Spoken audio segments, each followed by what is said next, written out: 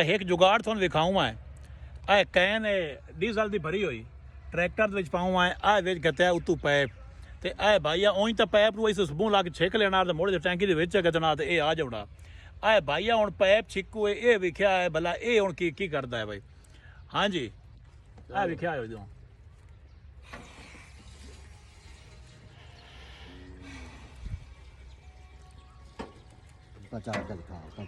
आ वेखो जट्टां दे जुगाड़ वेखो जनाब।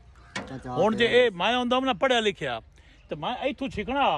ये डीजल मेरे मूँह च आ जाना तां मैं ये ना डीजल पाना इस ट्रैक्टर दे पहला गुड़ साइड मेरे अंदर चले जाना।